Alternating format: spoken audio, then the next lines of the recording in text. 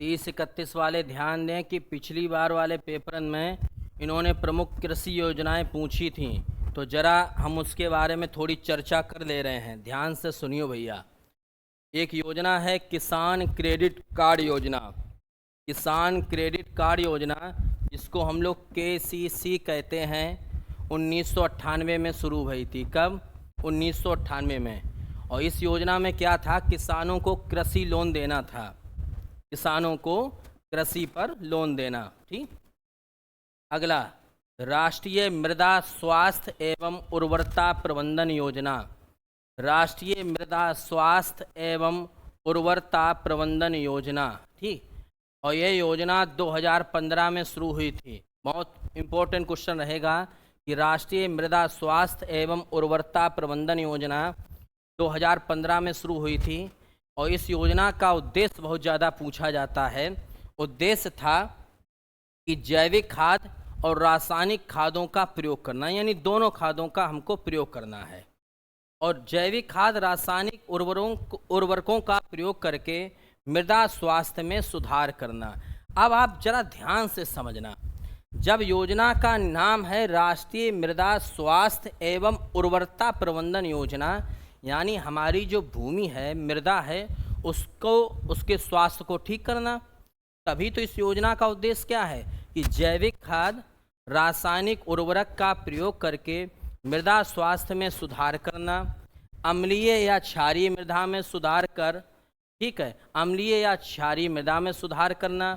और साथ में मैंने अगला पॉइंट लिखा है, एकीकृत पोषण प्रबंधन की सुविधा प्रदान करना। एकीकृत पोषण प्रबंधन की सुविधा का मतलब ये हुआ कि हमारी भूमि में जो भी पोषक तत्व हैं वो सभी होने चाहिए, सभी। उसके लिए आप थोड़ी मात्रा में रासायनिक खादों का प्रयोग करें, थोड़ी मात्रा में जैविक खादों का प्रयोग करें। किस खाद का कितने % यूज करना है, इसी योजना का नाम था राष्ट्रीय मृदा स्वास्थ्य एवं उर्वरता प्रबंधन योजना। 2015 में शुरू हुई थी। एक उद्देश्य और था कि फसल उत्पादन में वृद्धि करना। अब सीधी सी बात है, जब हमारी मिट्टी अच्छी हो जाएगी तो फसल भी अच्छी होगी। इसमें 6 फसलों के लिए 2 प्रकार के उर्वरक की सिफारिश की गई थी। ये कहा गया कि भारत में तमाम फसलें हैं, लेकिन जो प्रमुख 6 फसलें हैं उनमें दोनों प्रकार की उर्वरक का प्रयोग किया जाए, जैविक और रासायनिक। अगला, राष्ट्रीय कृषि विकास योजना। राष्ट्रीय कृषि विकास योजना 2007-8 में शुरू होती है।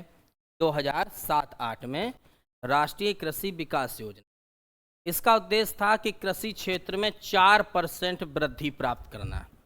कृषि क्षेत्र में 4% वृद्धि प्राप्त करना, साथ में कृषि एवं समवर्गी क्षेत्रों का समग्र विकास करना।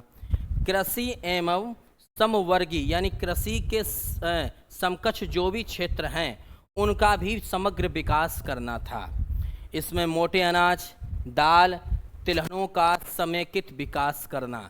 मोटे अनाज, दाल और तिलहन जैसी फसलों का समेकित विकास करना किस योजना का उद्देश्य था? तो राष्ट्रीय कृषि विकास योजना 2007-8 में शुरू होती है।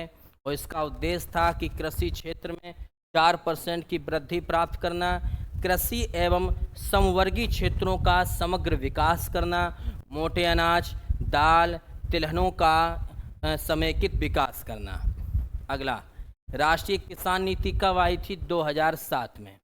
अब इसके बारे में समझ लो। सरकार ने 2004 में राष्ट्रीय किसान आयोग का गठन स्वामीनाथन की अध्यक्षता में किया था। तो भैया राष्ट्रीय किसान आयोग कब बना था? 2004 में। और किसकी अध्यक्षता में बना था? MS स्वामीनाथन की अध्यक्षता में बना था। MS स्वामीनाथन जो है भारत में हरित क्रांति के जनक भी हैं। ठीक भैया, तो इन्होंने ही, इनकी ही सिफारिश पर राष्ट्रीय किसान नीति 2007 लागू हुई।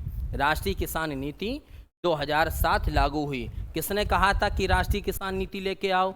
भैया किसने कहा था? राष्ट्रीय किसान आयोग ने कहा था। ठीक। और जो राष्ट्रीय किसान नीति 2007 में आई थी, इसका उद्देश्य था या मुख्य जोर जो था, किसानों की आर्थिक दशा में सुधार करना, किसानों की आर्थिक स्थिति में सुधार करना, किसानों को तकनीकी का इस्तेमाल सिखाना और साथ में न्यूनतम समर्थन मूल्य भी किसानों को देना, न्यूनतम समर्थन मूल्य भी देना। वैसे मैं आपको बता दूं कि न्यूनतम समर्थन मूल्य जो है वो कृषि लागत एवं मूल्य आयोग द्वारा जारी किया जाता है, कृषि लागत एवं मूल्य आयोग द्वारा जारी किया जाता है। तो ध्यान रखना, राष्ट्रीय किसान नीति 2007 में आई थी। सरकार ने यह नीति 2004 में राष्ट्रीय किसान आयोग के गठन, जिसका गठन स्वामीनाथन की अध्यक्षता में हुआ था, और इसी आयोग की सिफारिश पर, किसकी आयोग की सिफारिश पर, किसान आयोग की सिफारिश पर 2007 में राष्ट्रीय किसान नीति लेके आए। इसका उद्देश्य था किसानों की आर्थिक दशा सुधारना, किसानों को तकनीकी का इस्तेमाल सिखाना, न्यूनतम समर्थन मूल्य जारी करना। ठीक, अगला राष्ट्रीय खाद्य सुरक्षा मिशन। राष्ट्रीय खाद्य सुरक्षा मिशन आया था 2007 में, और इसका उद्देश्य था चावल, गेहूं, दलहन की उत्पादकता में वृद्धि लाना। यानी जितने भी खाद्य, जो मैन खाद्य सामग्री है, जो मैन खाद्य अनाज हैं, उनके उत्पादन में वृद्धि करना, चावल, गेहूं, दलहन के उत्पादन में वृद्धि लाना। राष्ट्रीय बागवानी मिशन 2005-06 में आया था, और इसका उद्देश्य था बागवानी में वृद्धि करना, आपको नाम ही है बागवानी मिशन। अगला प्रधानमंत्री कृषि सिंचाई योजना। प्रधानमंत्री कृषि सिंचाई योजना 1 जुलाई 2015 को जारी हुई थी, और इसका उद्देश्य था हर खेत को पानी मिले, और साथ में सूखे से स्थायी समाधान मिले। तो कुल मिला के प्रधानमंत्री जो कृषि सिंचाई योजना आई थी, इसका उद्देश्य था कि हर खेत को पानी देना और सूखे से स्थायी समाधान प्राप्त करना। अगला राष्ट्रीय प्राकृतिक खेती मिशन। राष्ट्रीय प्राकृतिक खेती मिशन को नेशनल मिशन नेचुरल फार्मिंग भी कहते हैं, नेशनल मिशन नेचुरल फार्मिंग भी कहते हैं। और ये 2021 में योजना शुरू हुई थी, और इस योजना का उद्देश्य था कि प्राकृतिक तरह से खेती को बढ़ावा देना, या प्राकृतिक खेती को बढ़ावा देना। 1966 से 69 का दौर जो है वो योजना अवकाश कहलाता है, और योजना अवकाश के दौरान ही भारत में हरित क्रांति आई थी। ठीक भैया, भारत में हरित क्रांति आई थी। विश्व में हरित क्रांति के जनक डॉक्टर नॉर्मन बोरलॉग हैं, लेकिन भारत में हरित क्रांति के जनक एम.एस. स्वामीनाथन हैं। ठीक, जब हरित क्रांति आई थी तो इस दौरान क्या हुआ था कि रासायनिक उर्वरकों का प्रयोग ज़्यादा हुआ था, दलहनी फसलों को नुकसान ज़्यादा हुआ था, गेहूं चावल के उत्पादन में वृद्धि ज़्यादा हुई थी। आगे आओ। जो चौथी पंचवर्षीय योजना थी, इसमें कृषि पर कुल व्यय सर्वाधिक था। तो अगर आपसे पूछा जाए कि किस पंचवर्षीय योजना में कृषि पर कुल व्यय सर्वाधिक था, तो ध्यान रखना चौथी। ठीक है। अगला प्रधानमंत्री कृषि सिंचाई योजना। प्रधानमंत्री कृषि सिंचाई योजना 2015 में आई थी, और इसका उद्देश्य था 2 हेक्टेयर से कम भूमि है, 2 हेक्टेयर से कम जिनके पास भूमि है उनको वित्तीय सहायता देना, उनको वित्तीय सहायता देना ताकि सूक्ष्म सिंचाई प्रणाली की व्यवस्था कर सकें। जिनके पास 2 हेक्टेयर से कम की ज़मीन है उनको वित्तीय सहायता देना तथा सूक्ष्म सिंचाई प्रणाली की व्यवस्था करना। अगला ई नाम एक योजना आई थी, इसका मतलब है राष्ट्रीय कृषि बाजार, नेशनल एग्रीकल्चर मार्केट। ठीक, और ये 14 अप्रैल 2016 को आई थी। अरे यार बीच में आई जाता। इसका उद्देश्य था किसानों को बाजार उपलब्ध कराना, किसानों को बाजार उपलब्ध कराना, अपनी फसल कहाँ बेचें, और साथ में जो फसलें हैं उनके मूल्य निर्धारण में पारदर्शिता बनी रहे। ऐसा नहीं किसी का गोभी चला गया 5 रुपया किलो और किसी को गोभी जायरो है 50 रुपया किलो। बाबू राष्ट्रीय बांस मिशन कब शुरू भाव तो 2018 में। प्रधानमंत्री अन्नदाता आय संरक्षण अभियान। ठीक, प्रधानमंत्री अन्नदाता आय संरक्षण अभियान, जिसको हम शॉर्टकट में बोलते हैं आशा, 2018 में शुरू हुआ था। और किसानों को उपज के लिए समर्थन मूल्य देना, किसानों को अपनी उपज के लिए उचित समर्थन मूल्य देना, ये उद्देश्य था आशा योजना का। राष्ट्रीय गोकुल मिशन 2014 में शुरू हुआ था और इसका उद्देश्य था देसी नस्ल के जितने भी मवेशी हैं, देसी नस्ल के मवेशियों की संख्या को बढ़ाना। कुसुम योजना जानते हो, सोलर पंप लगाना सिंचाई के लिए, या तो समय मालूम है कुसुम योजना सोलर पंप लगाना। कुसुम योजना को फुल फार्म पढ़ लियो यार, हो सकता है फुल फार्म पूछ दें, हमने लिखो नहीं है। राष्ट्रीय सुरक्षा सप्ताह कब मनाते हैं? 4 से 10 मार्च को, क्योंकि 4 मार्च को हमारा राष्ट्रीय सुरक्षा दिवस है। ठीक है, ध्यान रखना। 14, हाँ, राष्ट्रीय सुरक्षा सप्ताह 4 से 10 मार्च। एक और याद रखना, जो संयुक्त राष्ट्र मानवाधिकार का चार्टर था जिसमें 30 अनुच्छेद थे, उसमें अनुच्छेद 14 ये कहता है कि उत्पीड़न से शरण लेने का अधिकार। अगर कोई देश में किसी व्यक्ति के लोगों का उत्पीड़न होता है तो व्यक्ति कहीं भी शरण ले सकता है, अनुच्छेद 14 कहता है। यहाँ एक बात समझो, नगरीकरण का क्वेश्चन बहुत आता है और हर शिफ्ट में एक एक दुद्दे पूछे गए।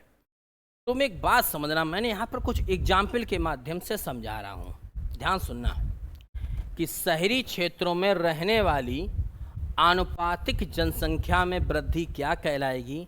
शहरीकरण। उन्होंने जो भी नगरीकरण से क्वेश्चन पूछे थे वो ऐसे पूछे थे कि प्रश्न का उत्तर जो था प्रश्न में ही लिखा था।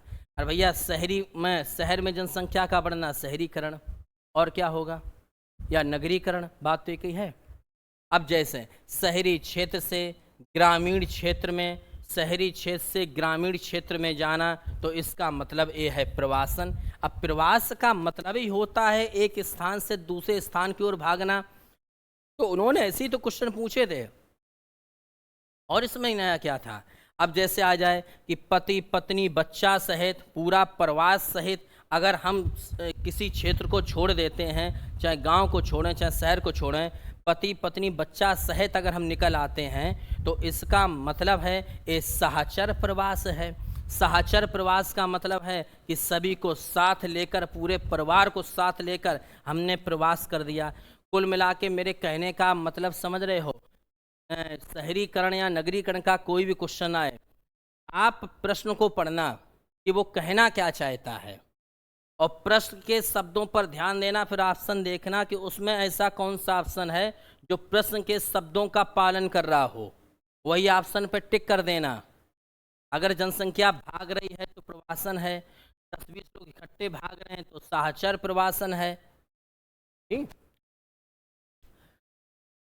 जनसांख्यिकी संक्रमण, जन्म एवं मृत्यु दर का उच्च से निम्न स्तर की ओर होना, यानी जन्म एवं मृत्यु दर का उच्च से निम्न स्तर की होना, उच्च से निम्न स्तर पर होना तो जनसांख्यिकी संक्रमण कहलाता है।